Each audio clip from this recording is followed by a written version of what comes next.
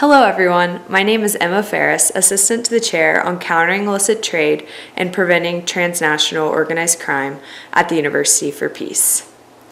It is an honor to be with you all today and open the U Peace panel on violence against women. We see violence against women manifest in a variety of ways and in every corner of the globe. In Latin America, women underscore existing socioeconomic disparities, often bearing the brunt of child rearing and breadwinning. In Latin America, women experience violence simply because of who they are, while walking down the street, at home, and in the workplace. There are also more complex phenomena, from migrant women used in human trafficking and prostitution rings, to women forced into drug trafficking schemes as mules and female political leaders violated and used for political leverage. When we talk about violence against women in the region specifically, we can understand the issue as having an iceberg effect, beginning with the term machismo, the Spanish word for sexism deriving from macho, meaning behaving in a way that is typical of a man. This machismo can manifest itself in the form of insults, harassments, comments on one's physicality, and sexist humor initially.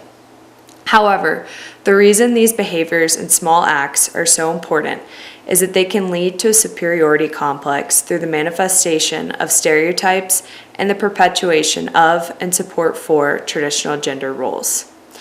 These superior thoughts and stereotypes make way for sexism, which, in turn, can pave the way for misogyny, which are attitudes of hatred, rejection, aversion, and contempt towards women and, in general, towards everything related to what is feminine, considering it as inferior. Finally, as the tip of the iceberg, these feelings of hatred and rejection can even lead to femicide or the murder of women for being women. In Costa Rica, there were 19 femicides in 2020 and 15 femicides in 2019, according to a report published by InfoSegura in 2021. The act of femicide is the final and worst manifestation of violence against women. Understanding this tip of the iceberg, it is important to analyze machismo in everyday life, which is exactly what Machismógrafo seeks to do. Machismógrafo, a tool which detects negative behaviors that limit the full exercise of women's rights through a series of tests, was a project developed at the Arias Foundation for Peace and Human Progress in San Jose, Costa Rica, which I adopted and worked on from June of 2019 to June of 2020. At the Arias Foundation, I conducted this project in the form of capacity building workshops with children, adolescents, and adults in conditions of vulnerability. In the port city of Punta Arenas, Costa Rica, I worked with female shrimp peelers, around 100 of them, women who, in addition to being heads of their households, work long hours, often without time to use the restroom to clock more hours, which equivalent to more shrimp peeled. One of the examples we used with these women was the test called Ella no puede, su compromiso está en el hogar, or She can't, she has commitments at home. The questions were the following.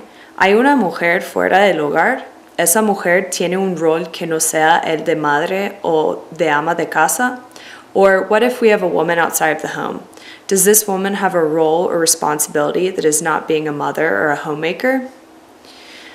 We would then let the participants respond with their own experiences, following the responses with in-country realities, and finally, concrete examples of women breaking these stereotypes. For example, in Costa Rica, 1/3 of working-age women are engaged exclusively in household chores. This proportion is 3 times higher than in developed countries of the Organization for Economic Cooperation and Development, the OECD. However, in Costa Rica, women are also soccer players, bus drivers, taxi drivers, engineers, data analysts, and can even become future presidents of the republic. The experience of giving these workshops was eye-opening because the starting point with participants was generally ground zero. Before even beginning the tests, we had to explain the terminology for the words patriarchy, stereotype, machismo, and feminism.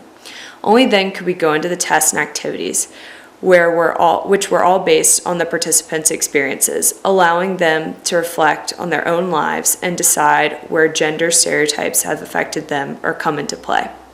We then would define the definitions of sexism, misogyny, and femicide to point to the ultimate iceberg effect of seemingly harmful assumptions, stereotypes, and images of women. In addition to female shrimp peelers in Punta Arenas, I also worked with female inmates, along with male and female correction officers within the penitentiary system in Costa Rica. Female inmates told me about the harassment and violence among women, particularly gay women, in prisons. They also told us that they were harassed by police officers working there. We also realized through inmate stories that many of them were not in jail for knowingly committing an illicit act, but rather due to brothers, fathers, and uncles who involved them in their own illicit businesses.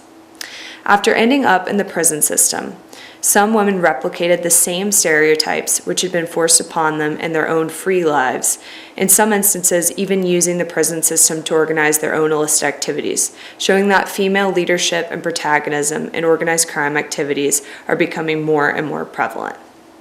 It quickly became clear to me that, although we all experience some form of gender-based violence in our daily lives, some groups of women are more vulnerable than others. For this reason, it was a fear of mine that imparting these workshops, our team could perpetuate violence. I worried that as women became more empowered, they could receive backlash from their partners and communities that had not received the same educational opportunities to learn about the complexities and uniqueness of gender identities. While we continued our work, we noted the need for the same type of workshops with men. It is with this in mind that I applaud the UP students for this space. The more we make these discussions available to both men and women, the more we can break down the barriers that perpetuate violence against women. Thank you to all of you who are with us today, and before I go, I leave you with a challenge. Think about how machismo affects you in your daily life.